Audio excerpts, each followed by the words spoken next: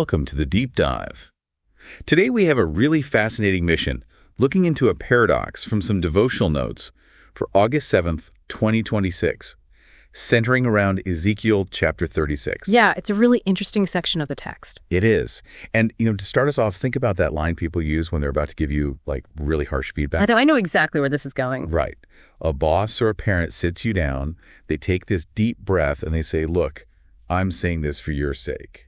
Yeah, which is just the absolute worst prelude to something you definitely don't want to hear. Exactly. It always feels like this dodge of responsibility, like a little disclaimer so they feel better about dropping something heavy on you. Right. It's very self-serving. But today, looking at Ezekiel 36, God uses almost this exact phrase, but he flips the script entirely.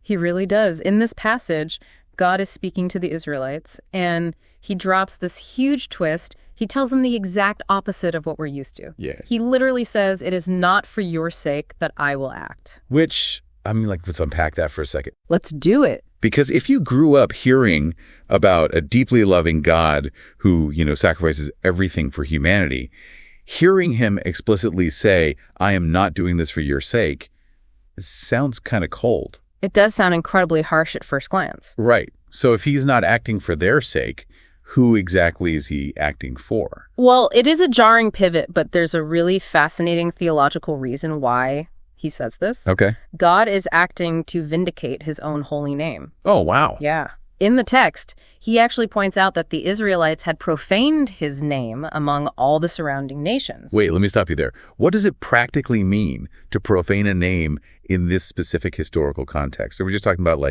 using bad language? No, not exactly. It's way bigger than that. They essentially ruined his reputation. How so? Well, by how they lived, and then eventually by getting conquered and sent into exile. Ah, I see. Because in the ancient world, if a nation's people were totally defeated and their land was turned into a wasteland, people just assumed their God was weak. Exactly. The onlookers just thought, well, their God couldn't protect them. So God's ultimate goal in restoring Israel here isn't about rewarding their good behavior. It's about fixing that ruined reputation. Precisely. Okay, the causality makes total sense now. By miraculously rebuilding this ruined city, he's publicly proving his power to the neighbors. Right. They see this impossible turnaround, and they know undeniably who is actually in charge. He's making a statement to the world. Initially, reading that God isn't doing it for our sake feels a bit like a letdown. I guess I'm not the main character of this story. Yeah, that's a super common reaction. But thinking about it practically, it's not a demotion at all. It's actually this massive relief. Wait, how so? Why is it a relief? Well, think about what it would mean if God were acting solely for our sake, based on our own merit. Oh, right. If this huge restoration depended on our worthiness or, our spiritual performance, we would fail every single time. Absolutely. It's like trying to get a luxury mortgage when you know you have a terrible credit score. You're just going to get denied. Exactly. But because this promise relies entirely on God's unchanging faithful character, the pressure is totally off. It's a guaranteed promise because he's betting on himself. That's a great way to put it. And the text grounds this guarantee in some incredibly vivid imagery, too, to show just how total that restoration is going to be. Yeah, the imagery is wild. It describes these completely desolate, ruined cities being rebuilt to the point where people walking by will literally say, the land looks like the Garden of Eden. Which is just crazy. That's like turning a post-apocalyptic movie set into a luxury botanical garden overnight. The scale is massive, yeah. The wasteland gets tilled, and the text says, he will fill those ruined cities with people, multiplying them like the flocks for sacrifices during the appointed feasts in Jerusalem. Just to give us a sense of scale, what do those appointed feasts actually look like? Think of a modern city swelling to 3 times its normal size for the Olympics. Oh. Hundreds of thousands of animals would be brought in for these ancient festivals. So it's this picture of overwhelming, vibrant life, totally replacing devastation.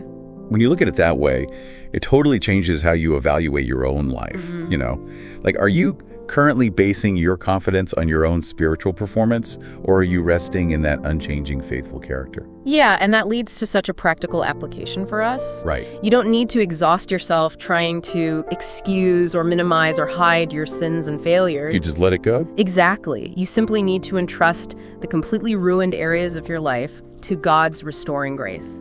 Because again, His restoration isn't about your perfect track record. It's about his power. I love that. And to wrap up, I want to leave you with a final thought to mull over, building on that imagery we just talked about. Yeah, go for it. We saw that God's ultimate purpose in rebuilding those desolate ruins was to prove his character to the surrounding nations, right? Right. So consider the most ruined, empty areas of your own life right now. The private failures you usually want to keep hidden in the dark. The stuff we all try to cover up. Exactly.